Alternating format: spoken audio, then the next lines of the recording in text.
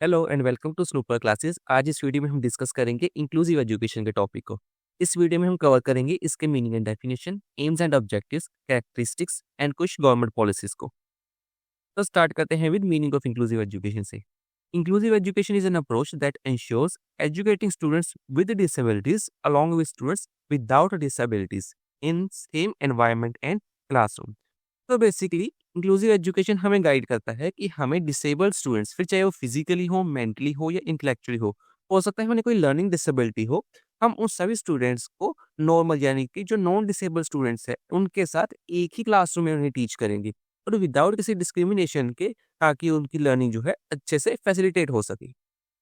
Next point है that designed curriculum should provide equal opportunities and access to education by addressing unique needs of every learner. तो सबसे पहला point तो है कि हमें इक्वल अपॉर्चुनिटीज प्रोवाइड करनी चाहिए हर फील्ड में, फिर चाहे हम किसी क्लास की एक्टिविटीज करवा रहे हैं, चाहे उस बच्चे का एनरोलमेंट है या एग्जामिनेशन है, हर पॉइंट ऑफ टाइम में हमें उन्हें इक्वल अपॉर्चुनिटीज प्रोवाइड करनी चाहिए जो नो डिसेबल्ड स्टूडेंट्स को प्रोवाइड कर रहे हैं हम। और उसके साथ ही साथ हम उन्हें कुछ यूनिक नीड्स, अभी जो डिसेबल स्टूडेंट्स हैं ऑब्वियस सी बात है उनकी कुछ ना कुछ यूनिक नीड्स होगी। फॉर एग्जांपल कोई पर्सन है जो फुली ब्लाइंड है, सो हम उन्हें क्या कर सकते हैं, उन्हें बेस स्क्रिप्ट प्रोवाइड कर सकते हैं। या फिर कोई पार्शियली ब्लाइंड है तो हम उसे क्या कर सकते हैं, उन्हें सीट्स में आगे बिठा सकते हैं अपनी क्लासरूम में। तो इस तरह की उनकी हर एक यूनिक नीड को हमको फुलफिल करना है। It's about creating a conducive and democratic classroom environment. तो बेसिकली हमें जो अपना क्लासरूम एनवायरनमेंट है वो सेफ फील करवाना है उन बच्चों को जो डिसेबल्ड है, सो दैट कि वो बच्चे अपनी बातों को खुल के एक्सप्रेस कर सके। एंड डेमोक्रेटिक एनवायरनमेंट वही बात आ जाती है कि हमें अपना जो एनवायरनमेंट है वो सेफ एंड ओपन बनाना है हर स्टूडेंट के लिए। Inclusive education rejects use of special school. तो बेसिकली पहले क्या होता था कि अलग अलग सेग्रीगेटेड के थ्रू अलग अलग बच्चों को बैठाकर पढ़ाया जाता था, जो कि था कि यहाँ पर होंगे सिर्फ डिसेबल्ड स्टूडेंट्स एंड यहाँ पर होंगे नॉन डिसेबल्ड या फिर जनरल स्टूडेंट्स।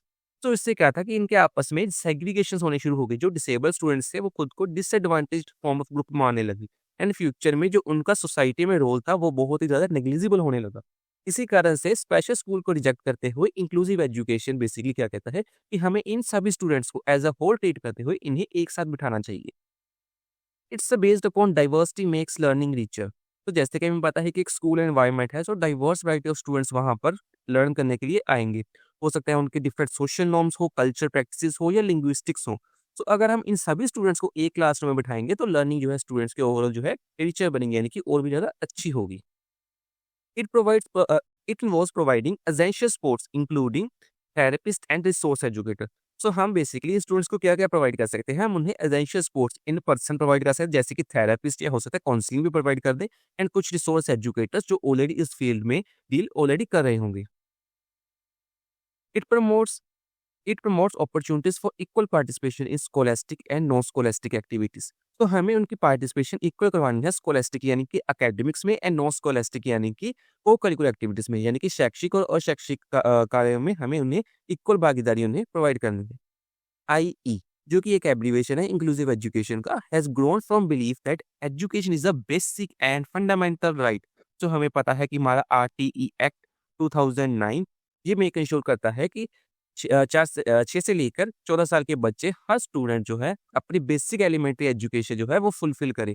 इसी के साथ साथ सर्व शिक्षा अभियान या एनईपी पॉलिसीज ये रेगुलरली क्या करती हैं कि आईई को प्रमोट कर रही हैं।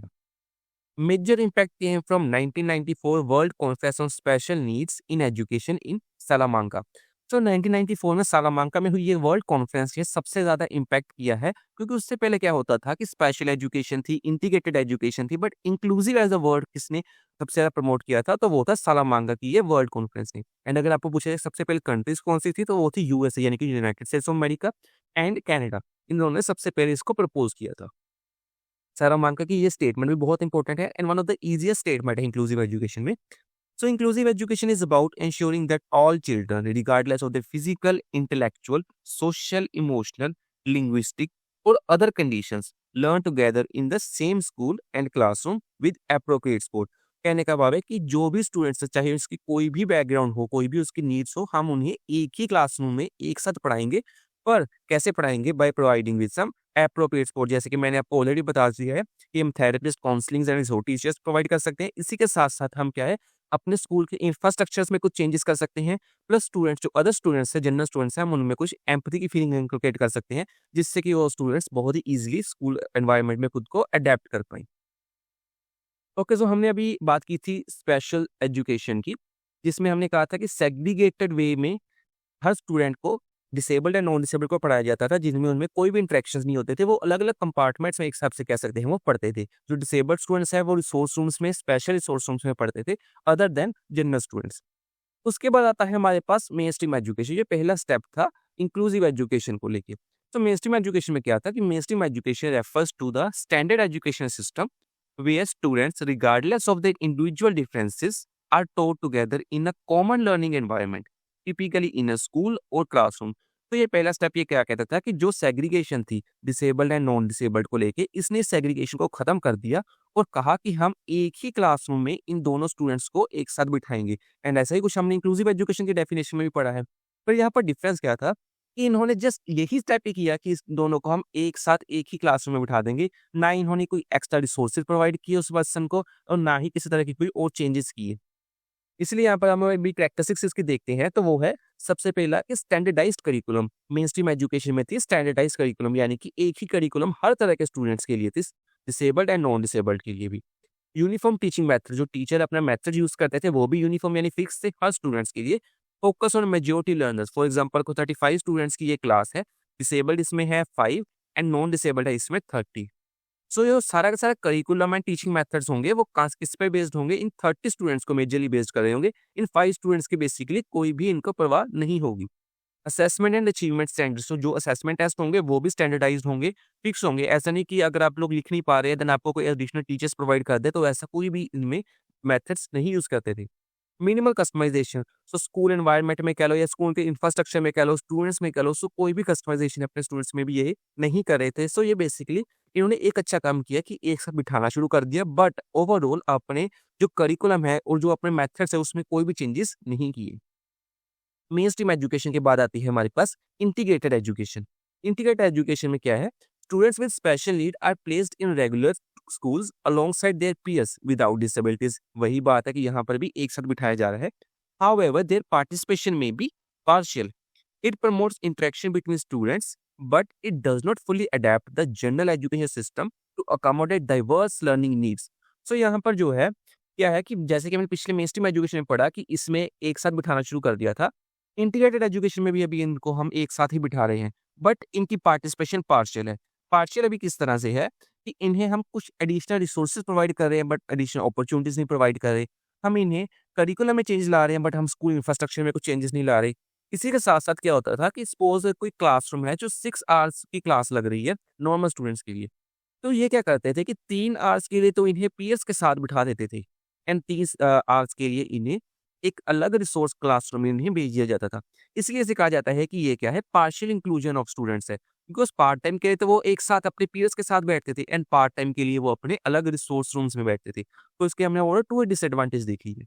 इनकी भी कुछ कैरेक्टरिस्टिक्स हैं। सबसे पहली है पार्शियल इंक्लूजन, जैसे कि मैंने अभी आपको बताया कि अगर 6 आवर्स का है, 3-3 आवर्स का ही डिवाइड करते थे, part time with resource room. अब ये 3 आवर्स हो सकता है कि ये कम भी हो जाए, 1 घंटे के लिए आप इसको रिसोर्स में भेजें एंड आप 5 घंटे के लिए इन्हें रेगुलर में भेजें, बट आप रिसोर्स रूम में बिल्कुल भेज देते, चाहे वो हफ्ते में 1 बार हो, 2 बार हो या 7 के 7 दिन हो।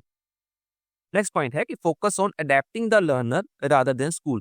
तो आपको बेसिकली लर्नर को अडैप्ट करना पड़ेगा कि लर्न स्कूल अपने आप में इंफ्रास्ट्रक्चर में कुछ चेंजेस नहीं करेगा, वो अपनी बिल्डिंग्स में कुछ चेंजेस नहीं करेगा। लर्नर को खुद को ही व्हीलचेयर यूज करनी पड़ेगी, खुद को ही अपना काम खुद से करना पड़ेगा। Sports services, special educator, therapist और रिसोर्स रूम, यहाँ पर एक इंपॉर्टेंट पॉइंट था कि यहाँ पर क्या है, इन्हें स्पेशल एजुकेटर्स भी प्रोवाइड करते थे, थेरेपिस्ट भी और रिसोर्स रूम्स भी, जो मेन स्ट्रीम एजुकेशन में अभी तक नहीं देखा था हमने। लिमिटेड करिकुलम मॉडिफिकेशंस, वही बात मैंने को आपको बताई कि करिकुलम करिकुलम में जो मॉडिफिकेशंस थी वो कम से कम थी, यानी कि वो कुछ एडिशनल बेनिफिट्स इनको नहीं दे रहे थे। नेक्स्ट है अभी हमारे पास इंक्लूसिव एजुकेशन। अभी हम करके भी आ चुके हैं इंक्लूसिव एजुकेशन को। मैं मानता हूँ कि आपको बेसिक्स अभी तक पता लग चुके होंगे, फिर भी हम इसमें डेफिनेशन देखते हैं इसकी क्या है इसमें।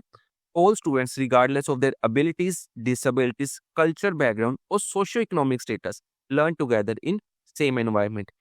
लास्ट में हमने पढ़ा था कि एबल्ड डिसेबल्ड स्टूडेंट्स को एक साथ बिठाते थे। इसमें आपको और चीज ऐड करनी है कि यहाँ पर जो है कल्चर बैकग्राउंड या सोशियो इकोनॉमिक स्टेटस की भी परवाह किए बिना, जैसे कि मैंने आपको बताया था कि सोशल नॉर्म्स हो गए, कल्चर प्रैक्टिसेस होगी, लिंग्विस्टिक्स हो गए, या फिर उनकी इकोनॉमिक स्टेटस यानी कि मॉनेटरी उनके पास कितने पैसे हैं, उस सभी के यहाँ पे हमें किसी तरह का कोई डिस्क्रिमिनेशन नहीं करना है एंड उन्हें कैसा बिठाना है, कैसे टीच करना है, एक ही एनवायरनमेंट है, एक ही रूफ के नीचे हमें उन्हें टीच करना है। It focuses on creating equitable opportunities for all learners by removing barriers to participation and providing necessary support to meet diverse needs. वही बात है कि हमें हर तरह के बैरियर जो रुकावटें उनको आ रही हैं पार्टिसिपेशन में सभी हमको रिमूव करनी है एंड उनकी पार्टिसिपेशन जो है वो इक्वल होनी चाहिए। अभी यहाँ पर इक्विटेबल इक्विटेबल का क्या मतलब है कि सपोज कर लीजिए कि यहाँ पर एक डिसेबल्ड स्टूडेंट है, वो कहीं ना कहीं एक नॉर्मल स्टूडेंट से किसी ना कहीं तो डिसएडवांटेज होगा ही। फॉर एग्जाम्पल कोई पर्सन है जो चल नहीं सकता, तो कहीं न कहीं उसके डेली के काम करने के लिए उसको कहीं न कहीं कुछ ज़्यादा टाइम लगता होगा।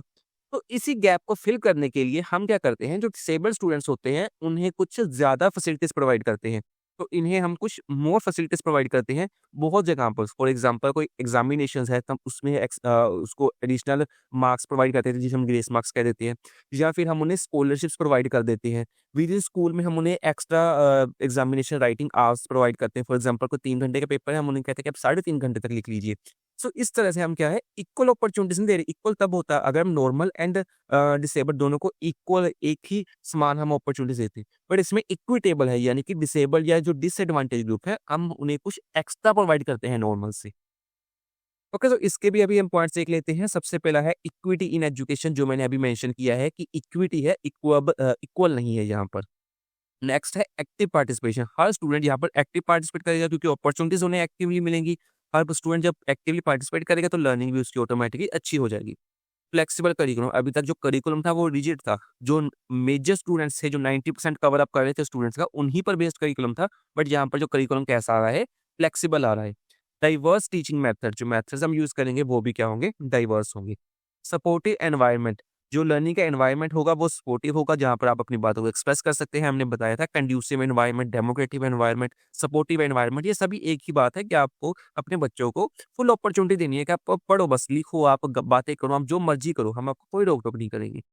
कोलैबोरेशन एंड टीम वर्क, अभी जब बच्चे एक साथ बैठेंगे तो collaboration, team work, group work, peer work, ये सब कुछ तो ऑटोमेटिकली होगा ही। Focus on holistic development, holistic development का क्या मतलब है कि आपके physical, social, mental, psychological, emotional, हर तरह के जो डेवलपमेंट है उसमें ये पूरी तरह से उस बच्चे को निपुण बना देता है। आई होप आपको अभी तक के इन तीनों पॉइंट्स आपको अच्छे से समझ लग गए होंगे।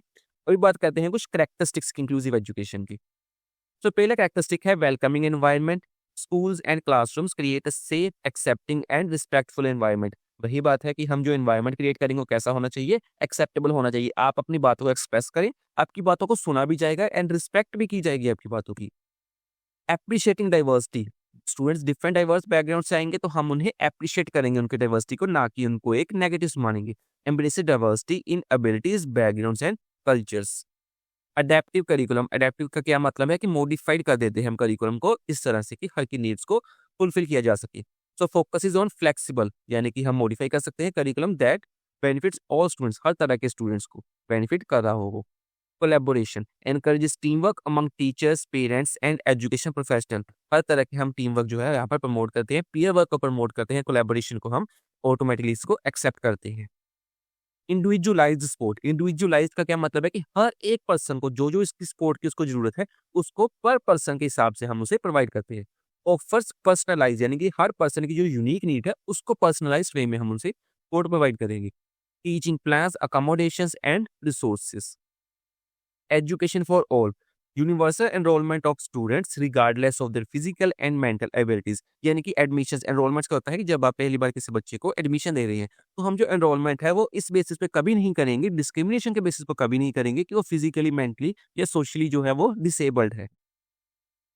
तो सबसे इम्पोर्टेंट पॉइंट है कि ये क्या है, एक स्टूडेंट सेंट्रिक अप्रोच है। अभी एंड में क्यों बताया ये पॉइंट, बिकॉज ये सभी पॉइंट जो है ये स्टूडेंट्स के ही बेस्ड पर थे। सो यहाँ पर जो मेन फोकस है वो किस पर जा रहा है, ये स्टूडेंट पर जा रहा है। इसीलिए हम इसे कहते हैं कि ये क्या ऐसा अप्रोच है, एक स्टूडेंट सेंट्रिक अप्रोच है। Focus is on strength, abilities and needs of E student. Her student की स्ट्रेंथ, एबिलिटीज, नीड्स को ये कैटर करता है। एम्स एंड ऑब्जेक्टिव्स की भी अब हम बात करें तो inclusive education has high but achievable objectives which can be described as follows. तो नो डाउट ये ऑब्जेक्टिव्स फुलफिल करने थोड़े से डिफिकल्ट है, बिकॉज एक क्लासरूम में हम ऐसे स्टूडेंट्स को ला रहे हैं जो डिसेबल्ड है, तो थोड़ा सा टाइम हमें भी लगेगा अकोमोडेट करने में, थोड़ा सा टाइम स्टूडेंट्स को भी लगेगा अकोमोडेट करने में। बट ऐसा नहीं कि ये अनअचीवेबल है, ये चीज जो है अचीव हम कर सकते हैं। सो पहले एम एंड ऑब्जेक्टिव क्या है कि हमें क्या करना है, एलिमिनेट करना है इसको, डिस्क्रिमिनेशन को, यानी कि भेदभाव को। फ्री फ्रॉम प्रीजुडाइज बुलिंग और एक्सक्लूजन, हमें उन सभी स्टूडेंट्स को फ्री करना है। कैसे? प्रीजुडाइज, जो पहले से आप पूर्व धारणा बना लेते हैं किसी पर्सन को लेके कि ये तो चल नहीं सकता, ये इसको हम मार देंगे तो ये हमें कुछ भी नहीं कह सकता। ये इस तरह की जो प्रीजुडाइसेस हैं, हम ऐसा नहीं बनाएंगे, बुलिंग नहीं करेंगे जो भी स्टूडेंट डिसेबल्ड है। एक्सक्लूजन यानी कि किसी को हम किसी इवेंट से बाहर निकाल देते हैं, या किसी सेट ऑफ पर्सन को हम किसी इवेंट से बाहर निकाल देते हैं, तो ऐसा हम नहीं करेंगे। डेवलप सेंस ऑफ बिलोंगिंगनेस, यानी कि एक साथ एक भाईचारे की जो फीलिंग है वो हमें इनकलकेट करनी है। सेकंड पॉइंट है प्रिपरेशन फॉर लाइफ और active participation in inclusion society. तो हम बेसिकली अभी सोसाइटी में इंक्लूसिवली फील करें, इसके लिए हम स्कूल लेवल से ही इसको स्टार्ट कर देते हैं। बिकॉज सोसाइटी में अभी देखेंगे तो डाइवर्स वैरायटी ऑफ स्टूडेंट्स तो मिलेंगे ही आपको। तो डिसेबल्ड स्टूडेंट्स के साथ, ये जो बैकवर्ड क्लासेस है उनके साथ हमें कैसे डील करना है वो हम इजिली स्कूल से सीख सकते हैं। Values and skills for vocational needs. तो वोकेशनल नीड्स क्या है कि अगर आप कोई कारोबार कर रहे हैं तो उसमें आपको फ्यूचर में ये नीड्स जो है वो हेल्प करेंगी। थर्ड पॉइंट है diversity celebration. Foster a culture that respects values and celebrates diversity in classroom and beyond.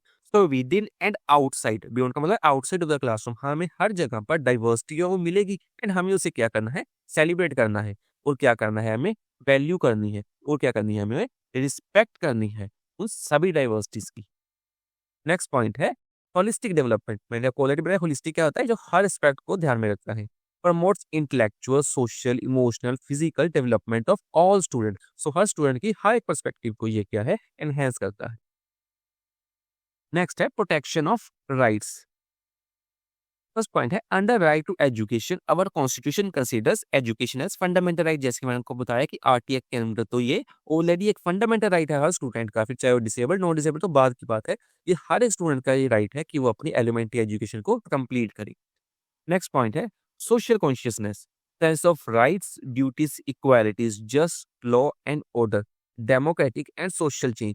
बहुत सारे पॉइंट्स मैंने इसमें आपको बता दिए। आई होप मेरे को लगा कि आपको समझ लग रहे होंगे कि राइट्स जो आपके, जो हक है जो आपके, वो आपको मिलते ही रहे। ड्यूटीज जो आपको चाहिए कि आप करें समाज के लिए, इक्वालिटी हो, जस्टिस हो, लॉ एंड ऑर्डर मेंटेन हो, डेमोक्रेटिक में आप खुल के एक्सप्रेस कर पाए, ये चीज आपको आनी चाहिए। एंड सोशल चेंज, एंड अगर आपको कुछ भी ऐसा लग रहा है कि सोसाइटी में कुछ गलत है तो उसको आप चेंज कर पाए, ये सभी पावर्स आपको देता है इंक्लूसिव एजुकेशन। नेक्स्ट है quality of education, need based education. Second है फ्लेक्सिबल करिकुलम एंड थर्ड है एक्टिव पार्टिसिपेशन। तो एजुकेशन की क्वालिटी कैसी होनी चाहिए? तो नीड बेस्ड होना चाहिए, फ्लेक्सिबल होना चाहिए एंड पार्टिसिपेशन कैसी हो? एक्टिव हो। नेक्स्ट पॉइंट है self improvement, self confidence, self esteem and social Prestige. ये 3 पॉइंट्स है कि आपके कॉन्फिडेंस एंड आपकी स्टीम हाई होनी चाहिए एंड सोशल में आप इजीली अपने आप को एक्सेप्टेबल होने चाहिए। अभी बात करते हैं कुछ एजुकेशन प्रोविजंस की, जो गवर्नमेंट के कुछ प्रोविजंस है। The government of India has implemented various policies and programs to promote inclusive education, ensuring access to quality education for all, especially marginalized groups, children with disabilities, and socio-economic disadvantaged communities. Here are key government policies for inclusive education. So आगे हम कुछ points पढ़ेंगे। तो इसमें basically क्या गया कि हर एक मार्जिनलाइज्ड ग्रुप, यानी वो ग्रुप जो पिछड़ा हुआ है सोसाइटी से, डिसेबल्ड है जो ग्रुप, या फिर जो सोशो इकोनॉमिकली डिसएडवांटेज यानी कि मॉनेटरी उसके पास पैसे नहीं है, वो सभी के लिए कुछ ना कुछ हमने लॉज बनाए हैं। एंड कैसे लॉज है? सबसे पहले हम देखते हैं सर्व शिक्षा अभियान, जिसे हम शॉर्ट फॉर्म में एब्रीवेट करते हैं with SSA, a flagship programme for universalising elementary education. तो ये बेसिकली प्रोग्राम लॉन्च किया गया था कि हम हर स्टूडेंट को at least to their elementary education जो है उन्हें प्रोवाइड करें। Includes the inclusive education for disabled at secondary stages initiative which provides assistance for integrating children with disabilities into mainstream school। So basically यहाँ पर क्या है कि जो एजुकेशन है वो सेकेंडरी स्टेज तक उन स्टूडेंट्स को मिले जो पर्सन्स डिसेबल्ड है। यानी कि जब सिंपली हम उनको देते हैं 6 से लेके 14 ईयर्स तक के स्टूडेंट्स को, बट जो डिसेबल्ड स्टूडेंट्स हैं हम उन्हें कहाँ तक देंगे? उनकी सेकेंडरी एजुकेशन तक, यानी कि हम उन्हें अपनी 10th क्लासेस तक उन्हें अपनी फ्री एजुकेशन जो है वो प्रोवाइड करेंगे। नेक्स्ट है कि sport resource rooms, assistive devices and in service teachers training for inclusive education. तो हम उन्हें एडिशनल रिसोर्स रूम्स प्रोवाइड करेंगे, कुछ असिस्टिव डिवाइसेस प्रोवाइड करेंगे जिससे कि वो अपनी एजुकेशन को अच्छे से कर सके, and in service teacher training. तो हमने देखा होगा कि टीचर जो है वो ट्रेंड होते हैं टाइम टू टाइम, उनकी बेसिकली काउंसलिंग्स होती हैं, उनकी भी प्रोग्राम्स लगते हैं, जहाँ पर वो इन सभी बातों को अच्छे से सीख सकते हैं कि कैसे इंक्लूसिव एजुकेशन को हमें प्रमोट करना है, जो स्टूडेंट डिसएडवांटेज है हमें कैसे उनसे डील करना है। तो ये सभी क्या है, ये टीचर ट्रेनिंग की आफ्टर इस सर्विस के बाद भी इनकी ट्रेनिंग लगती रहती है। नेक्स्ट जो पॉइंट है वो है right to education RTE act 2009। It ensures free and compulsory education for all children age 6 to 14 years. तो हमें ऑलरेडी पता है कि फ्री एंड कंपल्सरी एजुकेशन आपका कोई खर्चा नहीं होगा, कंपल्सरी यानी हर स्टूडेंट को लेनी ही लेनी पड़ेगी यहाँ पर education. Mandates that school admits at least 25% of students from economically weaker section, यानी कि EWS कैटेगरी में हर स्कूल को एडमिशन करवानी होगी। कितने परसेंट बच्चों की? 25%, यानी कि 1/4 ऑफ टोटल स्कूल पॉपुलेशन कैसी होनी चाहिए? इकोनॉमिकली वीकर सेक्शन से होनी चाहिए। एंड डिसएडवांटेज ग्रुप, और जो डिसएडवांटेज ग्रुप्स होते हैं। Prohibits discrimination and ensures the right to education for children with disabilities under Person with Disabilities Act। So PWD Act basically क्या करता है कि यह इंश्योर करता है कि डिस्क्रिमिनेशन किसी भी पर्सन के साथ इस बेसिस पे ना हो कि वो पर्सन डिसेबल्ड है। And right to education act भी ये बेसिकली इंश्योर करता है कि हर स्टूडेंट को एजुकेशन मैंडेटरी रूप से मिलती रहे। नेक्स्ट हमारे पास पर्सन विद डिसेबिलिटी, जो हमने लास्ट में देखा था। Equal opportunities protection of rights and full participation act in 1995, ये भी इंपॉर्टेंट पॉइंट है। Focuses on education and inclusion of children with disabilities. जो डिसेबल्ड स्टूडेंट्स हैं उनकी पार्टिसिपेशन को मैंडेट कौन करता है, उनकी पार्टिसिपेशन का ध्यान कौन रखता है? तो वो रखता है पीडब्ल्यूडी एक्ट, यानी कि person with disabilities act. Mandates barrier free access to schools and provides provision for special educators and assistive technologies. तो हमें बैरियर फ्री यानी कि कोई भी रुकावट के बिना अपने स्कूल्स में एजुकेशन प्रोवाइड करनी है। एंड प्रोविजन एडिशनल प्रोविजन हमें क्या देनी है कि special educators and assistive technologies के साथ हमें उन्हें पढ़ाना है। नेक्स्ट एंड सबसे लेटेस्ट है वो है नेशनल एजुकेशन पॉलिसी एनईपी 2020। ये अगर आप किसी केवीएस के एग्जाम्स के लिए, लेटेस्ट एग्जाम्स के लिए आप कोई भी तैयारी कर रहे हैं तो ये इंपॉर्टेंट, बहुत ज्यादा ये जो है इंपॉर्टेंट है। recognizes inclusive education as core principle of education system। तो इंक्लूसिव एजुकेशन को एक कोर प्रिंसिपल मानता है कि आपको कोई भी एजुकेशन करानी है देन आपको कैसा है, इंक्लूसिव एजुकेशन के बिहाफ पर ही उसको फोकस में रखते हुए आपको करानी है उसको। Focus is on universal access to quality education, कि ऑल ओवर इंडिया में जो है क्वालिटी एजुकेशन प्रोवाइड हो क्वांटिटी से भी ज्यादा। तो आपको बेसिकली हर स्टूडेंट की जो क्वालिटी है उसको इंप्रूव करना है। For all learners, including children with disabilities, socio-economic disadvantaged group and minorities, हर तरह के disabled students, socio-economic students and minorities को ध्यान में रखते हुए। Provisions for integrating special education programs into regular school। तो आपको एडिशनल जो है स्पेशल एजुकेशन प्रोग्राम्स अपने स्कूल्स में लॉन्च करने हैं सो दैट इन सभी स्टूडेंट्स के बीच में एम्पैथी फील हो एंड वो स्टूडेंट्स अपने आप को खुद में जो है इजीली इसमें अडेप्ट कर पाएं। Emphasises teacher training for inclusive teaching methods. तो मैंने आपको ऑलरेडी बताया कि टीचिंग जो है ट्रेनिंग होती है आफ्टर सर्विसेज में भी, इन्हें कहते हैं इन सर्विस टीचर ट्रेनिंग, यानी कि आप सर्विस में आ चुके हैं इसके बाद भी आपकी ट्रेनिंग होगी सो दैट कि आप इन्हें जो है अच्छे से अपने स्कूल लाइफ में इसके इम्प्लीमेंट कर सकें। नेक्स्ट है promote the use of technology for accessible learning materials such as audio visual aids and assistive devices. तो हम क्या कर सकते हैं, बेसिकली कुछ ऐसे डिवाइसेस यूज कर सकते हैं, हो सकता है वो ऑडियो विजुअल एड्स हो या फिर किसी तरह के असिस्टिव टेक्नोलॉजीज हो। तो एडवांस टेक्नोलॉजीज का यूज करके भी हम क्या है वो सभी जो डिसएडवांटेज स्टूडेंट्स हैं हम उन्हें किसी ना कहीं नॉर्मल स्टूडेंट्स के लेवल पर इजिली ला सकते हैं। ओके, सो ये थी आज की सभी स्लाइड्स। आई होप आपको अच्छी लगी होगी। Do please like and subscribe to our channel, because आपके लाइक से ही, सब्सक्राइब से ही हमें क्या है मोटिवेशन मिलता है। Thank you.